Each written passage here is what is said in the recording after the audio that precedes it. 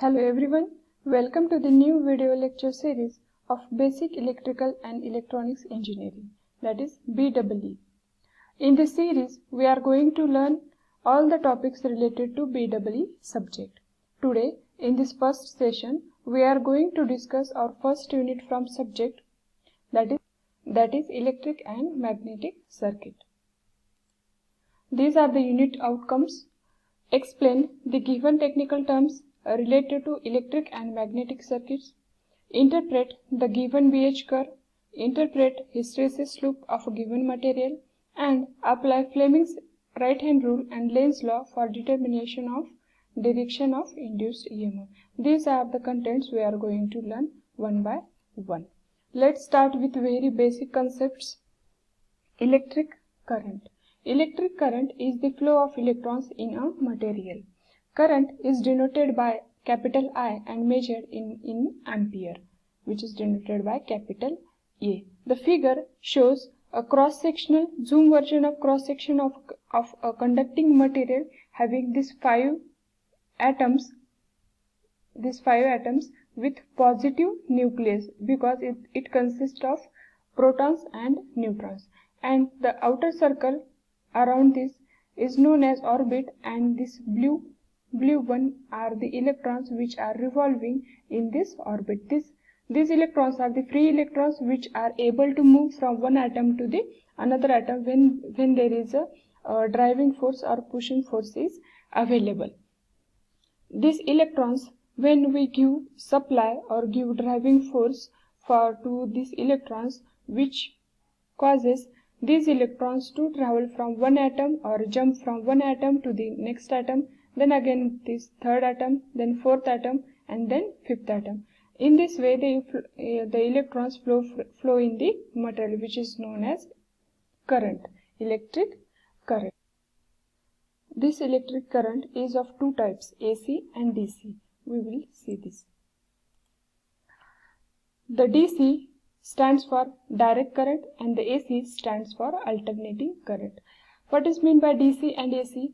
The DC is the current which does not change its direction as well as magnitude throughout the time, whereas AC is the alternating current which changes its magnitude as well as direction with respect to time. As the first figure shows the circuit for DC and AC.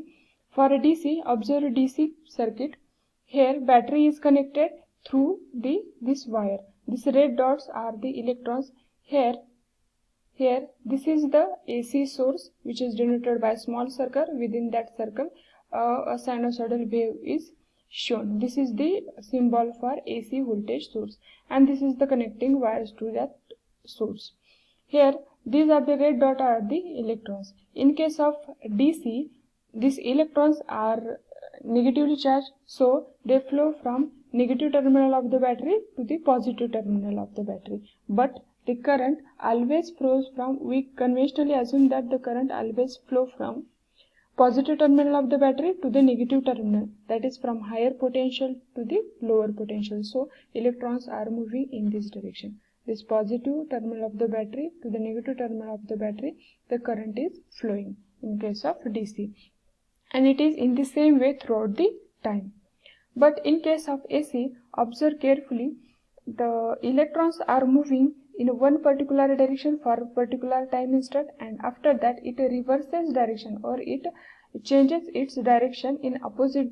It changes direction in opposite way. Here the second figure is the zoom version of these figures.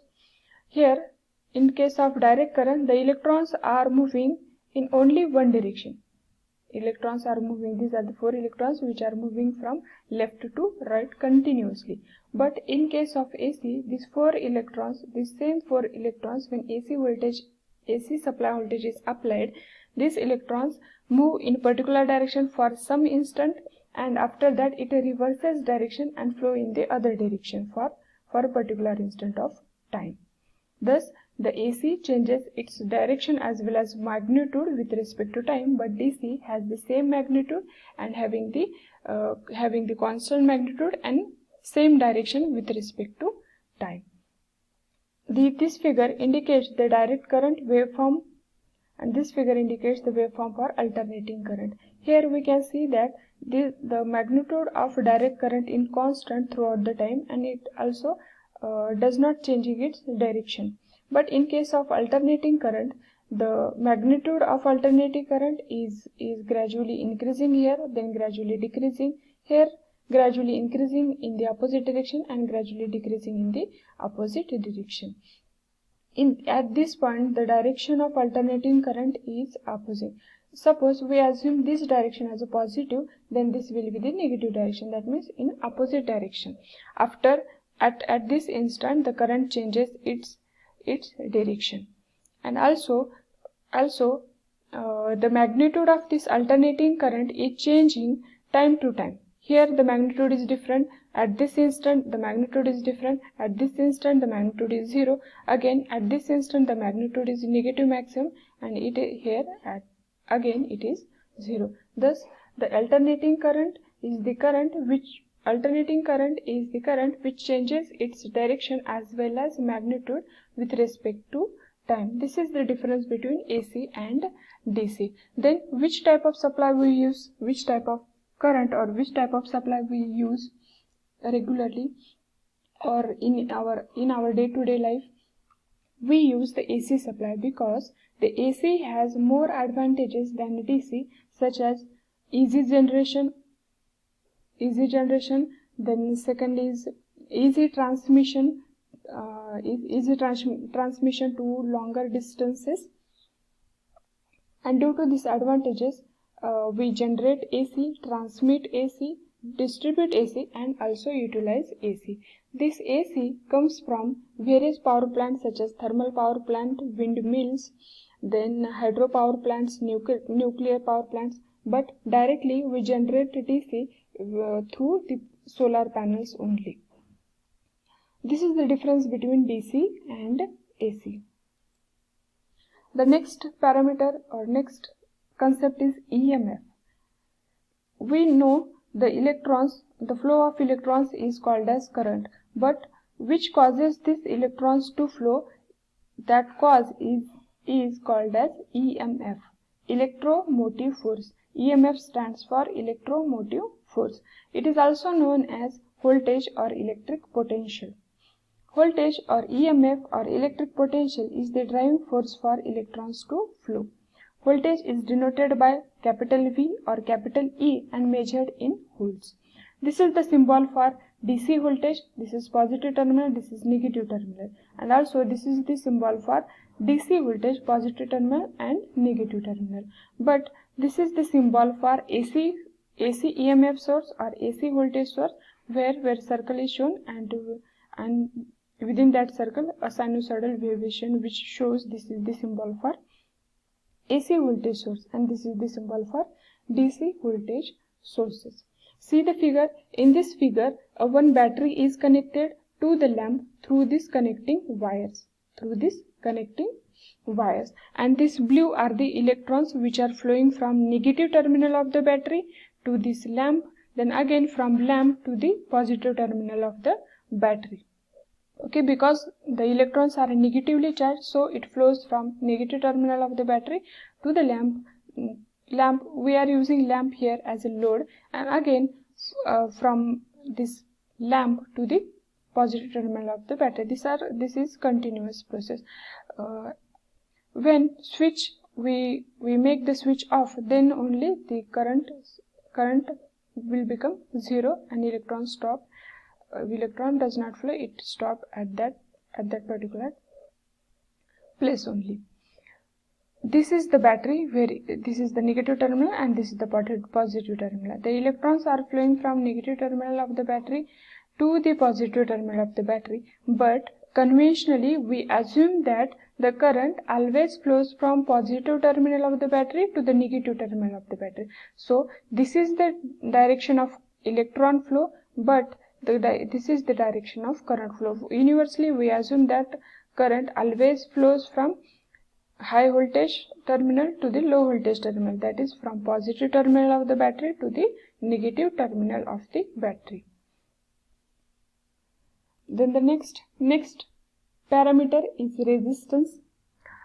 This is the symbol for resistance. This zigzag line indicates resistance, and this is the practical resistor picture. The resistance is the opposition provided by a material to the current flow, and this resistance is denoted by R and measured in ohm. Resistance is the property of a material which opposes to the flow of current.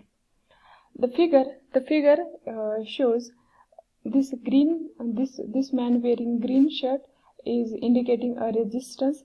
These two yellow are the electrons, and this is the EMF source, because without EMF there will not be a current. Okay, and this is the cross section of a conducting material where electrons are already present. Resistance is the property of this material, but EMF is externally applied. What happens when the EMF is applied? It pushes these electrons to flow in this direction. It pushes these two electrons to flow in this direction, but the material has the property to oppose the flow of this electron. So here this phenomena is indicated by this person having a rope in his hand to oppose these electrons to flow in this direction. This is the opposition provided by a material which is known as resistance. And we have this expression for resistance R, which is equal to rho L upon A, where rho is the resistivity of material, which depends upon which type of material we are using. Depends upon that resistivity will change. And this is the length of material, how much length we are using. This is the length of material, and the resistance of material, it depends upon this length. And this is the cross section area of material. This is the cross sectional area. If this area will increase, the resistor will decrease. If this length will increase, the resistor will increase. Thus the resistor depends upon the resistivity of material, the length of material, and the area of a cross section. And this resistance is measured in ohm. Okay, these are the factors affecting resistance. Let's see one by one. The length L of a material causes the resistance of material to change. Suppose we have one material of having length L, which is having the resistance of 1 ohm, and we have the same material but double its length. That length is increased to double. So in this case, the resistance value also increases to double ohm. The cross-sectional area A of a material also affects the resistance value. If the area is large, then it will reduce the resistance. That means if area increases, the resistance decreases. Here one conducting material is taken having the cross-sectional area A and having the 2 ohm resistance. If this area is increased to 2 A, that means area is doubled, then the resistance will becomes half. So 2 ohm is converted to 1 ohm as the area is doubled. Then again, temperature T of material also affect the resistance. If the temperature of material increases, the resistance decreases. Also, this resistance depends upon the kind of material. Which type of material we are using, according to that we have the electrical resistance offered by that material. Suppose we have two materials, iron and copper, then having the same length and same cross-sectional area, but the iron has more electrical resistance than the geometrically similar copper conductor. Okay. Let's see, when two or more resistors are connected in series and parallel, what will be the equivalent resistors? This figure shows the resistors R1 and R2 connected in parallel across this VB voltage, plus VB, and this is the minus of this VB voltage. And when it is connected in series, R1 is connected in series, and this across this same VB voltage. This is the total current flowing through the circuit. When they are connected in series, the equivalent will be the sum of R1 and R2. R equivalent will be the sum of R1 plus R2. And when it is connected in parallel, the equivalent is calculated with this formula: 1 upon R equivalent equals to 1 upon R1 plus 1 upon R2. This is the equivalent resistance. This is all about the resistance. In the next session, we are going to discuss the Ohm's law.